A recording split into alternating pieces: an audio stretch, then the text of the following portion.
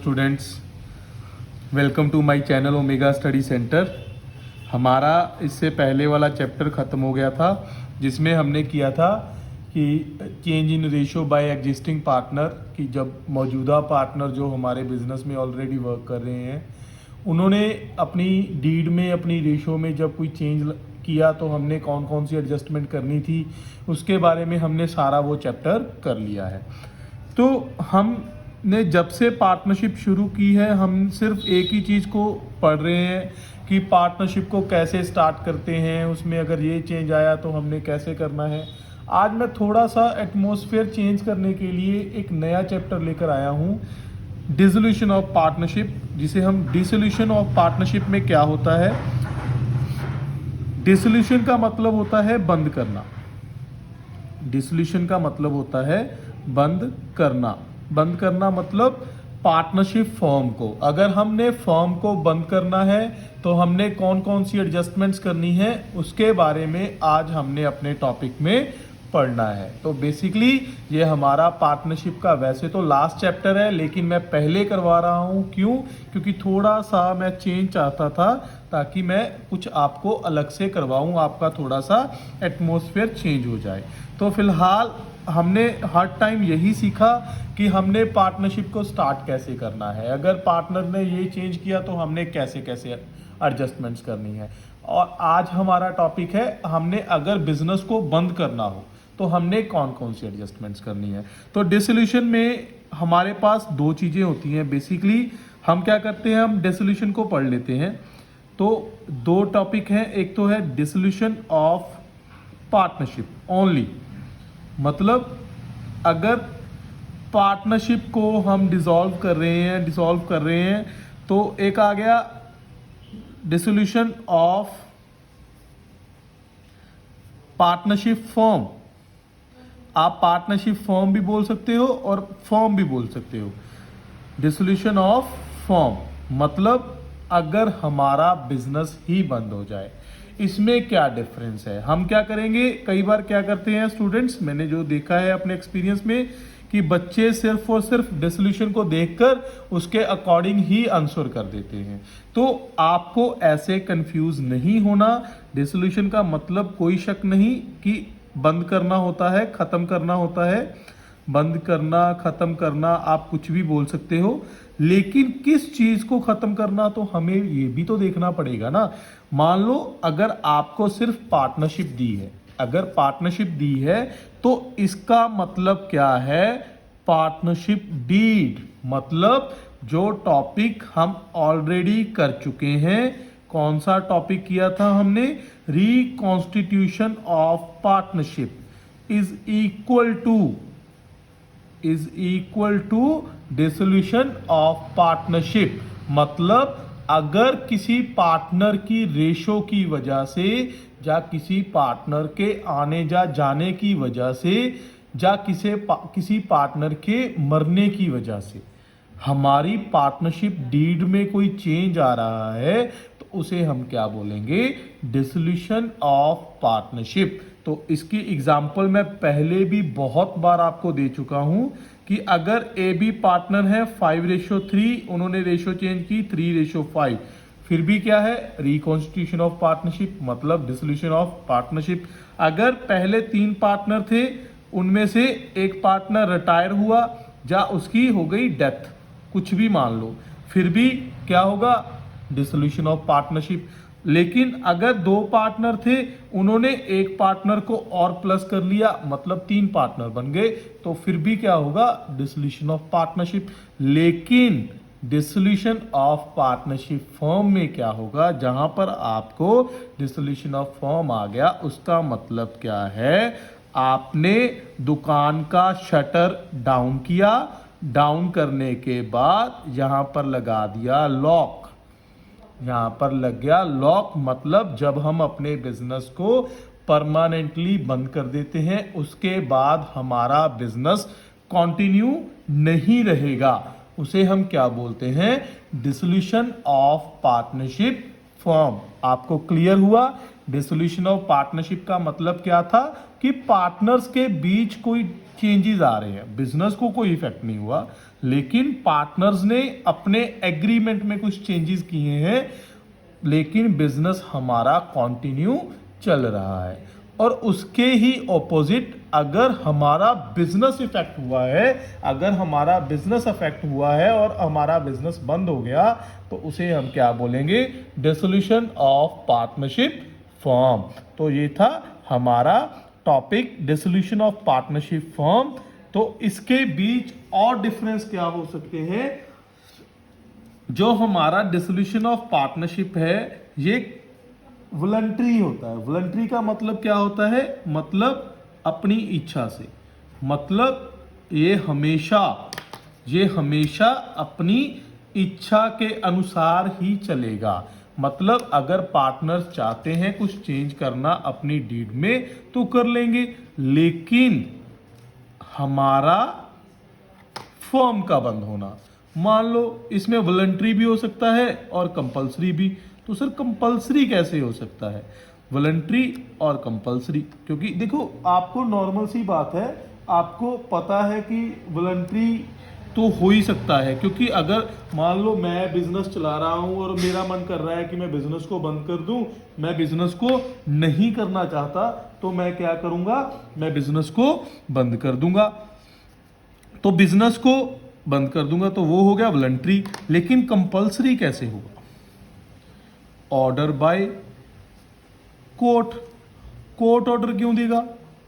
Court order देगा, क्यों देगा? जब हमारी एग्रीमेंट हुआ है हमारे बीच कि हमने बिजनेस को 5 साल के लिए ही रन करना है और 5 साल पूरे हो गए तो कोर्ट कहेगा बिजनेस को बंद करो। या हमने कोई इलीगल बिजनेस किया, या कोई चीज ऐसी है लाइक मान लो, जैसे मैं आपको एक लेटेस्ट एग्जांपल देता हूं, लेटेस्ट भी नहीं बोल सकते, मतलब थोड़ी सी पुरानी, पॉलीथीन बंद किए थे गवर्नमेंट ने स्वच्छ भारत अभियान के अकॉर्डिंग। तो उस टाइम पर क्या हुआ था? जो भी पॉलीथीन बनाने वाली कंपनी थी, बेसिकली पॉलीथीन बैन हुआ, तो पॉलीथीन बनाने वाली फर्म्स, ऑर्गेनाइजेशन जो भी थी, वो अपने आप ही इलीगल हो गई, मतलब उनको बंद होना पड़ गया। तो उसे हम क्या बोलेंगे?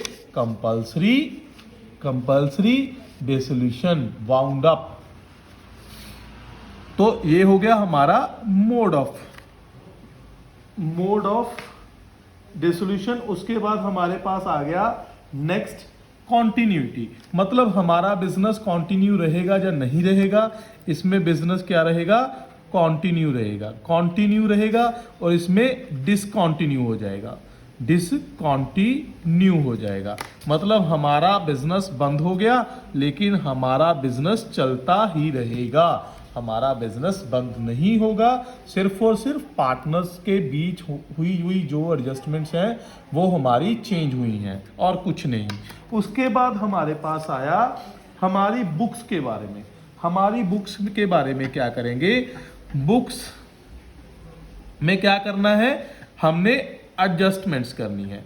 हमने बुक्स में क्या करना है? एडजस्टमेंट्स करनी है, ओनली एडजस्टमेंट्स करनी है और बिजनेस को वैसे ही कंटिन्यू कर देना है। लेकिन इसमें क्या होगा? All books are closed. हमारी बुक्स क्या होंगी? हमारी बुक्स बंद हो जाएंगी। जितनी भी बुक्स हमने ओपन कर रखी हैं वो सारी की सारी बुक्स हमारी बंद हो जाएंगी। मतलब हमारा बिजनेस ही जब बंद हो गया तो हमने बुक्स को भी क्लोज कर देना है। तो इसमें हमारा जो प्रोसेस होता है, इसमें हमने सीखा भी है, जो हमने लास्ट लेक्चर पढ़ा था कि पहले रिवैल्यूएशन बनाओ, फिर कैपिटल बनाओ और फिर बनेगी बैलेंस शीट। लेकिन इसमें क्या होगा? पहले हम बनाएंगे रियलाइजेशन अकाउंट। रियलाइजेशन अकाउंट मैं आपको बनाना सिखाता हूं। उसके बाद हम बनाएंगे कैपिटल अकाउंट। कैपिटल अकाउंट वैसा ही जैसा हमने पहले सीखा है, लेकिन उसमें थोड़ा सा चेंज आएगा एंड में। लेकिन एंड में जो हम बैलेंस शीट बना रहे हैं, हमने इसमें बैलेंस शीट बनाई। बैलेंस शीट क्यों बनाई? क्योंकि हमारे पास जो बैलेंसेस पड़े हैं वो हम नेक्स्ट सेशन में, नेक्स्ट पीरियड में लेकर जाना चाहते हैं, लेकिन यहाँ तो हमने बिजनेस ही बंद कर दिया। इसी वजह से हमने यहाँ पर क्या बनाना है? हमने बनाना है कैश और बैंक अकाउंट। इसका मतलब क्या है, हमने फाइनल लेन देन कैसे किया, हमने किसको पैसा दिया और किससे पैसा लिया, ये हमने इस टॉपिक में करना है। मतलब हमारे इस चैप्टर में ये चीजें होगी। जो हमारे एसेट्स एंड लायबिलिटीज हैं, जो हमारे एसेट्स एंड लायबिलिटीज हैं, जो हमारे एसेट्स हैं यहाँ पर होंगे रीवैल्यूड होकर हम क्या करेंगे, नेक्स्ट ईयर की बुक्स में उसे दोबारा से राइट डाउन कर लेंगे। लेकिन इस केस में क्या होगा, इस केस में क्या होगा, हमारे ऑल एसेट्स आर रियलाइज्ड का मतलब क्या हुआ, हम उसे पैसे में कन्वर्ट कर लेंगे, हम उसे सेल कर देंगे, उसके थ्रू जो पैसा आएगा उससे हमारी all liabilities are paid off, उसे हम क्या कर देंगे, पे कर देंगे, खत्म कर देंगे। मतलब हमारे पास जितना पैसा आने वाला था वो हमने ले लिया और जो जाने वाला था वो हमने दे दिया, जो हमारे पास बैलेंस बचा वो हमने पार्टनर्स को दे दिया और बिजनेस को, दुकान को क्या किया, शटर को डाउन किया और लॉक लगा दिया। तो ये हो गया हमारा डिसोल्यूशन ऑफ पार्टनरशिप फर्म। उसके बाद अगर हम बात करें तो हमारे इसमें क्या होगा, डिसोल्यूशन ऑफ पार्टनरशिप में क्या होगा, डिसोल्यूशन ऑफ पार्टनरशिप में हमारी पार्टनरशिप का एंड होगा, end of partnership only, end of partnership only. मतलब हमारी जो डीड है वो हमारी खत्म हो गई, लेकिन एंड ऑफ पार्टनरशिप फर्म, अगर फर्म ही बंद हो जाएगी तो पार्टनरशिप तो अपने आप ही बंद होगी। मान लो दो पार्टनर्स हैं ए एंड बी, दोनों ने सोचा A and B company start करते हैं। ए एंड बी कंपनी में क्या हुआ, जो भी चल रहा था उनके बीच सहमति थी, काम चल रहा था, लेकिन एक टाइम पर उन्होंने बंद कर दिया। तो वो जो एग्रीमेंट हुआ था, जो सहमति बनी थी, वो किस चीज के लिए बनी थी, वो ए बी कंपनी के लिए बनी थी। लेकिन जब ए बी कंपनी ही नहीं रही तो सहमति का क्या करना है, मतलब हमारे एग्रीमेंट का क्या करना है। इसका मतलब क्या हुआ, इसमें पार्टनरशिप डीड मतलब पार्टनरशिप प्लस फर्म दोनों की दोनों ही एंड हो जाएगा, दोनों के दोनों का एंड हो जाएगा। तो ये था हमारा क्या, difference between dissolution of partnership and dissolution of partnership firm. तो सर आपने ये क्यों बताया, इसको बताने का रीजन सिर्फ यही था कि आपको कई बार वाइवा के क्वेश्चन में भी पूछ लेते हैं और इसके अलावा आपको पता भी होना चाहिए कि डिसोल्यूशन का मतलब सिर्फ खत्म करना है, लेकिन पार्टनरशिप और पार्टनरशिप फर्म में क्या डिफरेंस रहता है, और डिसोल्यूशन ऑफ पार्टनरशिप रिकॉन्स्टिट्यूशन के इक्वल है, ये भी बताना आपको जरूरी था। इसी वजह से मैंने ये पॉइंट आपको एक्सप्लेन किए। तो इसमें मैंने आपको ऑलरेडी बताया कि हमने कौन कौन से अकाउंट बनाने हैं। पहला अकाउंट बनेगा हमारा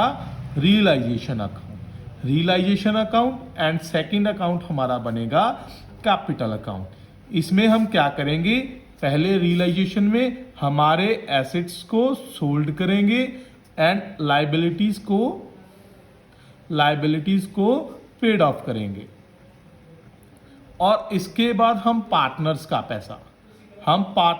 पैसा पेड ऑफ करेंगे, partners capital paid of, partners balances लिख सकते हैं हम यहां पर, partners balances paid of. And उसके बाद हम अपनी फाइनल स्टेटमेंट बनाएंगे कैश एंड बैंक अकाउंट। किस लिए बनाएंगे, ताकि हम बता सकें कि हमारे पास कैसा कैसा पैसा आया था, मतलब रियलाइजेशन के थ्रू कैसा पैसा आया, कितना पैसा आया, कैपिटल के थ्रू आया या गया, जो भी होता है हमने लास्ट में कैश स्टेटमेंट बनानी होती है, जिसमें हमने यही बताना होता है कि हमारा पैसा कहाँ से आया था और कहाँ चला गया। अब क्वेश्चन अराइज हुआ कि ये बनाएगा